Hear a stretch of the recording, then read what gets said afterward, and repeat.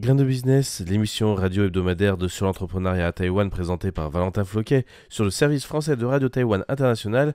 Retrouvez toutes les informations de l'émission sur la page Facebook dédiée du même nom, Grain de Business, mais aussi sur mon compte Twitter personnel ValFR84, dans lequel je partage également des informations plus généralistes sur Taïwan et l'Asie.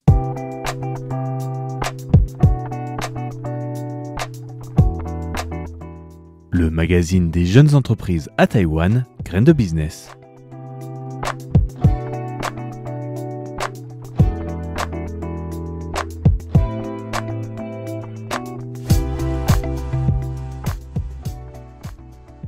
Bonjour à tous, chers auditeurs et auditrices de Radio Taïwan International et bienvenue dans votre rendez-vous hebdomadaire dédié à l'entrepreneuriat où nous explorons les stratégies, les défis et les succès des entreprises qui façonnent notre monde. Aujourd'hui, dans ce nouvel épisode, focus sur un acteur majeur du secteur de la santé à Taïwan, Great Tree Pharmacy. Imaginez une entreprise qui, en seulement une décennie, passe de 20 pharmacies locales à plus de 380 points de vente avec un chiffre d'affaires dépassant les 170 milliards de dollars taïwanais, soit environ 4,9 milliards d'euros, et tout cela de manière plus ou moins organique, comme on va l'expliquer aujourd'hui dans notre émission. Comment ont-ils réussi? Quels choix stratégiques ont permis de transformer un secteur longtemps dominé par de petites entreprises familiales? Sous la direction visionnaire de John Min-long, Great Tree s'est imposé face à des innovations audacieuses. Grâce à des innovations audacieuses, une gestion rigoureuse et une capacité unique à fédérer ses employés autour d'une mission commune, offrir un accès de qualité aux soins et aux produits de santé pour tous. Mais aussi des défis futurs de l'enseigne et ce que cette success story peut inspirer à tous les entrepreneurs en quête de croissance et d'impact à Taïwan.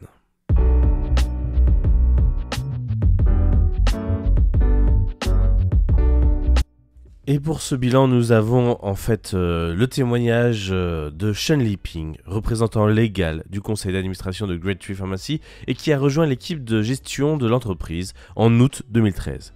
À l'époque, Great Tree comptait 20 pharmacies avec un chiffre d'affaires annuel de 10 milliards de dollars taïwanais, soit environ 290 millions d'euros.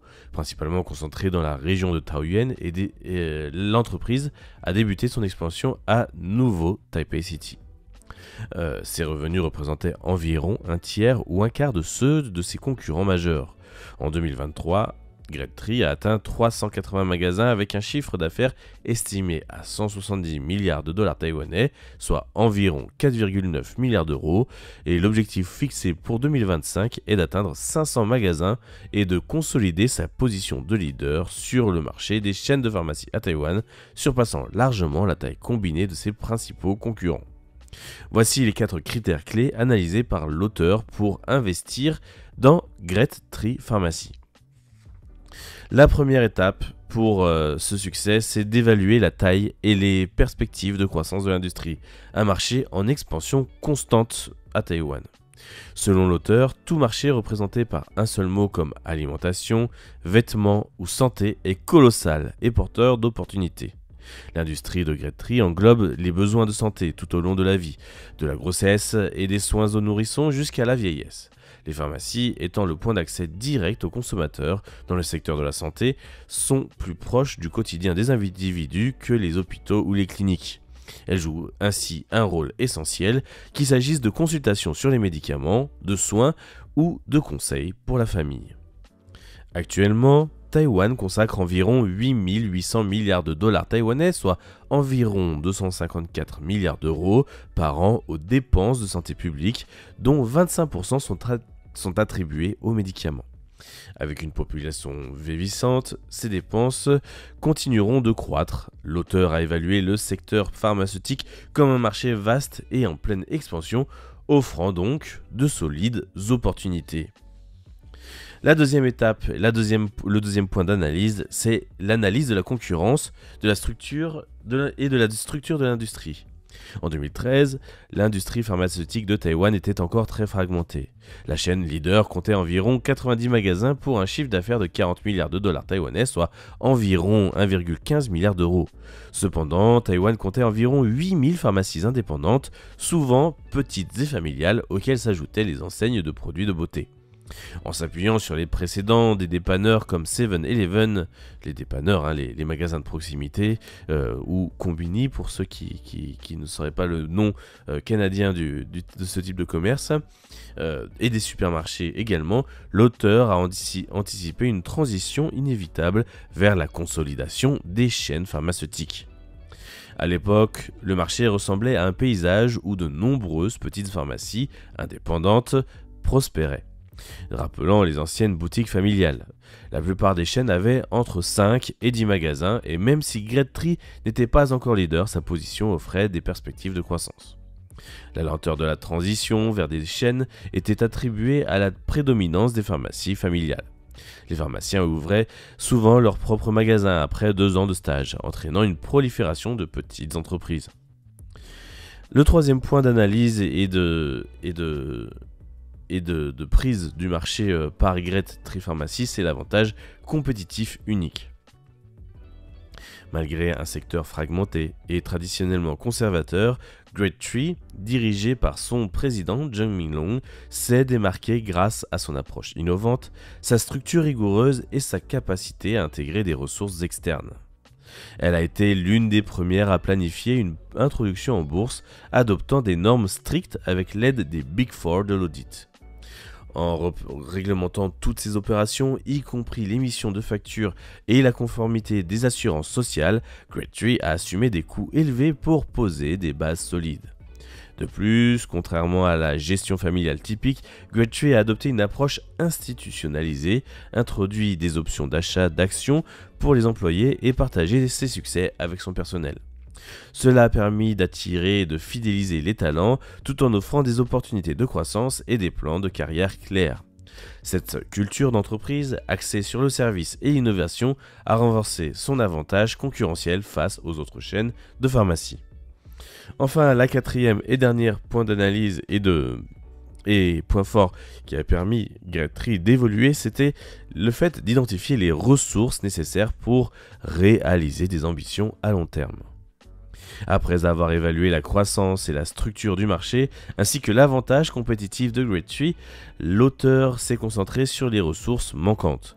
Bien que la société disposât d'une base financière solide, l'accès au marché financier par une introduction en bourse était essentiel pour accélérer l'expansion de la chaîne de pharmacie. Avec le soutien d'Edin Ventures et du Fonds national de développement taïwanais, Great Tree a non seulement levé des fonds, mais aussi renforcé sa marque et son attractivité auprès des talents. En entrant en bourse, Great Tree a pu lever des capitaux pour étendre ses opérations, établir des partenariats stratégiques et poursuivre son développement. Aujourd'hui, Great Tree est la chaîne pharmaceutique leader à Taïwan, présente dans presque toutes les régions du pays. Mais comme on le sait pour l'avenir, la société a encore d'autres ambitions puisque dans l'année qui suit, le modèle voudrait que Great Tree double son nombre d'enseignes dans le pays. Et donc cette vision est tournée vers l'avenir. Bien que Great Tree ait atteint une position dominante, la société explore de nouveaux horizons, notamment le secteur des soins pour animaux et des partenariats internationaux. Elle vise à construire un écosystème global de santé intégrant tous les aspects de la vie, de la naissance à la vieillesse. Et comme l'exprime une citation dans le dessin animé Alice au Pays des Merveilles, pour rester en place, il faut courir aussi vite que possible. Great Tree continue donc d'innover et de développer des opportunités encore inexplorées, tout en guidant l'industrie taïwanaise de la santé vers de nouveaux sommets. Du côté du président, il avait déclaré en milieu d'année 2024 que l'entreprise a divisé le marché taïwanais en 700 à 750 zones commerciales. À l'exception de la région orientale, les magasins sont principalement répartis dans l'ouest, avec une présence moindre dans les régions de Taipei et du Nouveau Taipei. Par conséquent, plus de 100 nouveaux magasins seront principalement ouverts dans ces zones. Jung a également indiqué que la majorité des expansions de Tachu sont réalisées de manière organique, avec seulement 4% des magasins actuels acquis par le biais de fusion et d'acquisition, généralement de manière passive. Par exemple, l'acquisition récente de Fanglin Pharmacie à Miaoli s'est faite après que le propriétaire a approché Tachu lors de son entrée sur le marché local. Concernant le secteur des animaux de compagnie, Zhang a reconnu des pertes anticipées et a déclaré qu'il n'y a pas d'objectif d'expansion pour cette année.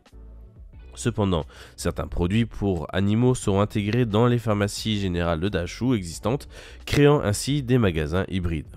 Il a souligné que Dachou Pet est unique au monde en employant des vétérinaires dans chaque magasin, se concentrant sur la santé des animaux de compagnie pour établir une nouvelle image de la marque. Et ne pas ternir bien sûr l'image de marque actuelle. En ce qui concerne l'expansion à l'étranger, Dachou a précédemment collaboré avec la plus grande chaîne de pharmacie en Chine, Suyo Pingmin, pour créer une co-entreprise. Cependant, le projet a été retardé en raison notamment de changements stratégiques. Zhang ne s'est pas étendu sur le sujet, mais il a assuré que des magasins conceptuels seront ouverts conjointement avec une ouverture prévue dès le 4e trimestre de cette année, donc d'ici la fin, soit cette fin d'année, soit peut-être en début de 2025. Pour le marché de l'Asie du Sud-Est, notamment la Malaisie, Dachou prévoit d'entrer en tant que distributeur sans plan d'ouverture de magasins pour le moment. Des partenariats locaux sont déjà en place et des magasins hybrides pourraient voir le jour dès la mi-2025. Enfin, pour terminer cette émission, nous pouvons peut-être préciser que Dachou, donc l'entreprise Great Tree, a pour spécificité d'être aussi d'avoir des prix très concurrentiels, souvent plus bas que n'importe quelle autre enseigne. J'en ai déjà fait l'expérience personnellement pour les produits pour enfants. Si je veux acheter des couches pour enfants, par exemple, hein, j'ai 2 petites filles en bas âge, c'est vraiment la pharmacie la moins chère avec des réductions spécifiques si on est résident local de la pharmacie, etc. et qu'on vient régulièrement acheter ses fournitures pour bébé dans cette pharmacie. Voilà, donc c'était un exemple que je connais d'expérience personnelle. Les couches les moins chères, je les trouve chez Dachou par exemple, chez eux, et c'est grâce notamment à ça qu'ils arrivent à fidéliser et attirer de la clientèle. Voilà pour cette présentation de Great Tree Dachou, qui est une pharmacie vraiment incontournable à Taïwan, de par leur stratégie dans ce domaine, puisqu'ils ont vraiment été précurseurs, même si d'autres sociétés, chaînes ont pris ensuite le relais pour suivre un peu leur modèle, notamment aussi des chaînes venues du Japon. J'ai ça en tête par exemple, mais Dachou est quand même beaucoup plus implanté localement et a aussi des avantages avec notamment les entreprises qui fabriquent certains produits de grande nécessité et du quotidien qui font qu'ils arrivent à quand même à tirer leur épingle du jeu pour l'instant dans le domaine de la pharmacie. Voilà donc pour cette émission Graines de Business. Merci à tous d'écouter régulièrement Radio Taïwan International. Vous étiez en compagnie de Valentin Flouquet. Excellente journée à tous. Au revoir.